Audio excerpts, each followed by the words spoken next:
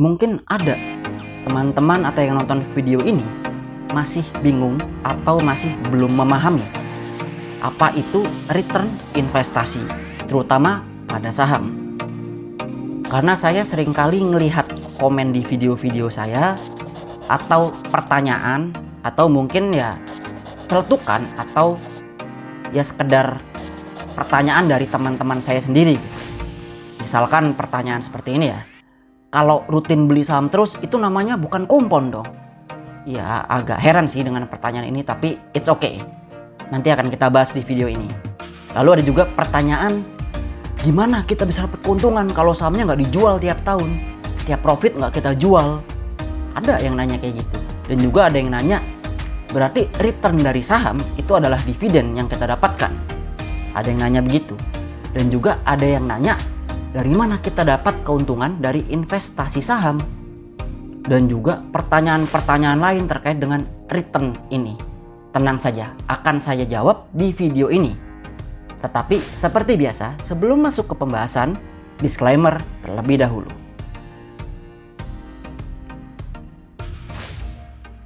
Oke, kita masuk ke pembahasan. Return. Kita bahas definisinya dahulu ya. Apa sih return itu? Return adalah imbal hasil. Imbal hasil dari apa? Dari investasi yang kita lakukan. Nah, karena ini bentuknya hasil ya, maka hasil itu bisa berbentuk keuntungan, bahkan bisa berbentuk kerugian. Jadi itu ya definisi dari return. Nah, return sendiri itu jenisnya secara umum ada dua. Yang pertama, return ekspektasi adalah return itu adalah apa yang diharapkan atau proyeksi sehingga kondisinya itu belum terjadi. Kemudian yang kedua ada return realisasi. Nah, maksudnya adalah return realisasi ini adalah return yang sudah didapatkan oleh investor atau sudah terjadi. Jadi secara umum ada dua ya, return jenisnya itu ada dua. Kemudian kita masuk ke komponen dalam return. Secara umum terbagi dua juga. Yang pertama adalah yield. Biasanya dalam bentuk persentase atau persen.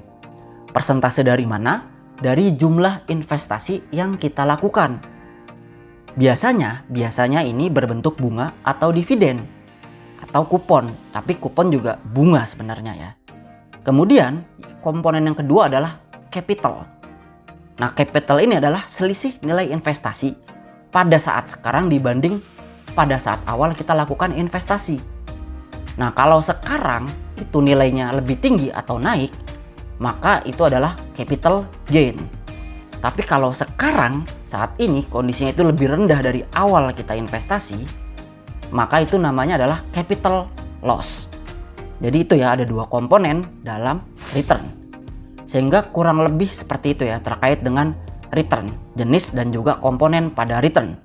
Nah, kita masuk ke pembahasan komponen yang pertama, yaitu yield.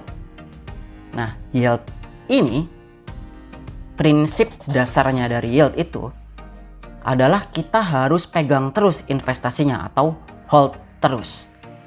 Contoh yang paling mudah atau paling sering itu adalah deposito. Di sini saya ambil depositonya dari deposito Bank BRI. Nah, ini saya ambil dari website resminya Bank BRI ya. Di sini misalkan saja simulasinya kita deposito sebesar 10 juta rupiah untuk jangka waktu 1 tahun atau 12 bulan.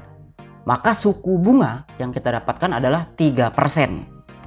Nah, perlu diingat bahwa perhitungan di atas belum termasuk pajak bunga. Dan suku bunga itu bisa berubah sewaktu-waktu mengikuti ketentuan yang berlaku. Nah, bisa kita lihat, kita dapat bunganya adalah 300.000 ya, karena tadi kan 3%. Jadi kurang lebih seperti itu ya terkait dengan yield. Selama kita masih hold investasinya, maka kita dapat yield. Dan bagaimana kalau 5 tahun? Ya kalikan saja 3% kali 5 tahun. Maka selama 5 tahun adalah 15%. Nah, selanjutnya kita bahas capital. Nah, capital ini agak berbeda prinsipnya dengan yield tadi. Capital malah kita dapatkan kalau kita lepas unitnya atau lepas investasinya. Contoh paling mudahnya adalah pada reksadana. Saya ambil contoh reksadana pendapatan tetap dari manajer investasi, yaitu dana mas stabil. Kenapa saya ambil ini? Karena MI ini cenderung naik.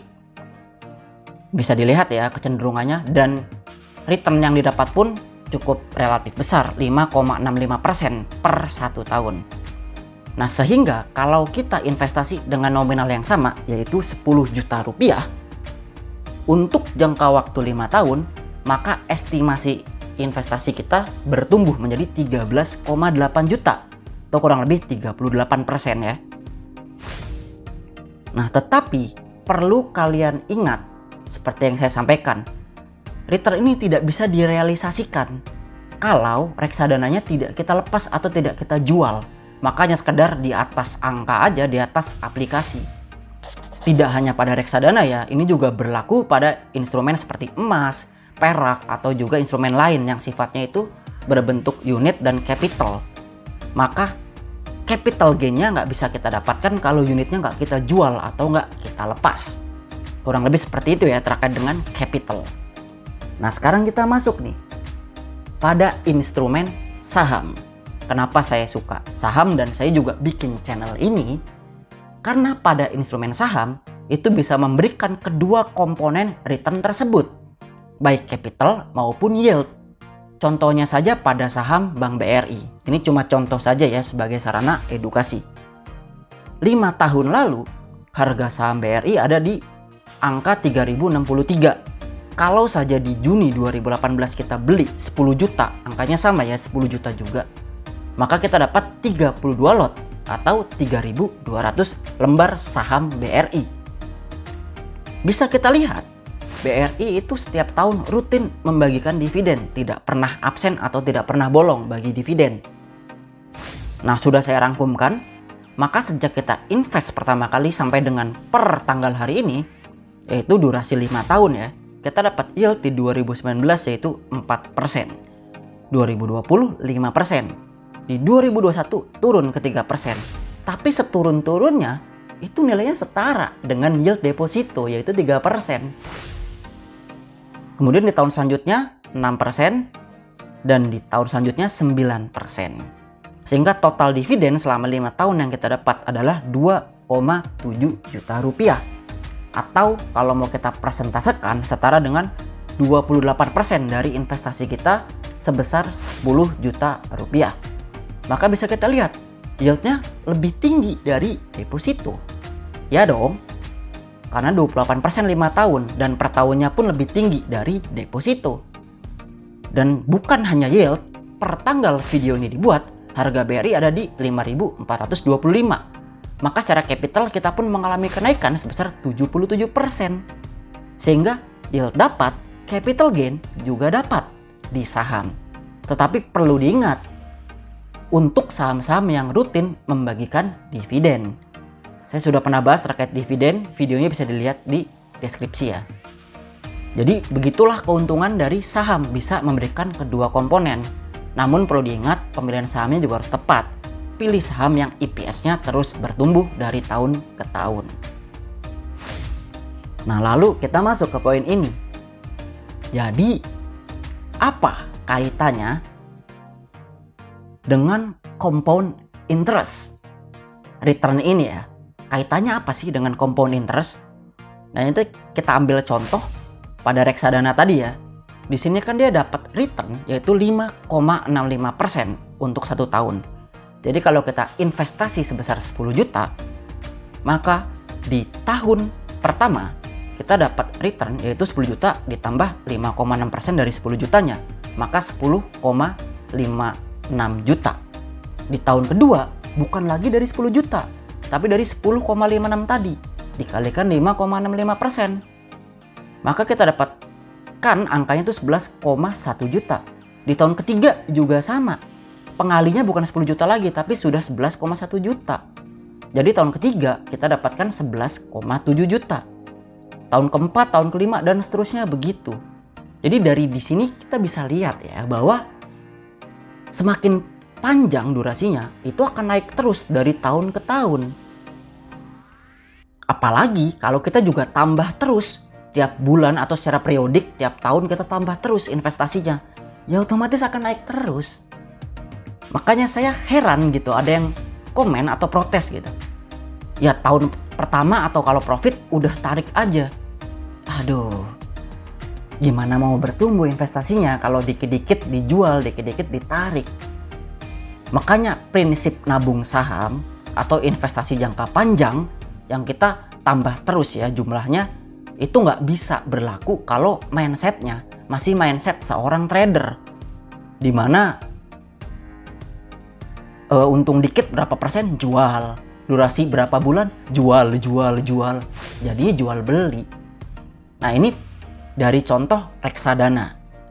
Nah bagaimana kalau contohnya yaitu pada saham?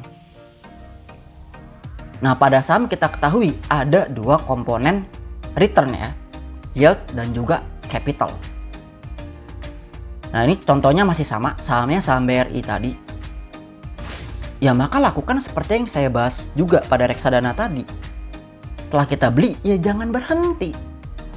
Kita udah beli di harga 3.000. Saat kita ada dana tambahan, nah di kondisi terjadi koreksi, ya kita beli lagi, tambah lagi beli sahamnya, tambah terus. Dan saat terjadi crash, harganya anjlok, yaitu momen buat nambah lebih banyak, tambah terus. Jadi jangan berhenti. Nah kapankah market crash atau anjlok dan apa itu? Saya sudah pernah bahas videonya, bisa ditonton ya. Pada saat momen kondisi tersebut kita bisa nambah muatan atau averaging down. Saya juga pernah bahas videonya, nanti bisa dilihat linknya di kolom deskripsi.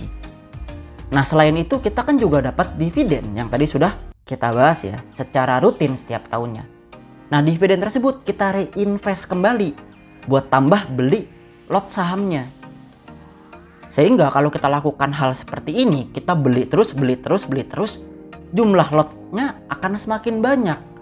Maka dividen di tahun selanjutnya juga semakin besar dong, karena lotnya kan banyak. Sehingga returnnya maksimal, yieldnya makin besar, capitalnya juga akan terus bertambah. Jadi itu ya kaitannya dengan compound interest kalau kita jangka waktunya panjang dan juga kita tambah terus gitu. Karena bisa kita lihat, semakin panjang durasi investasinya,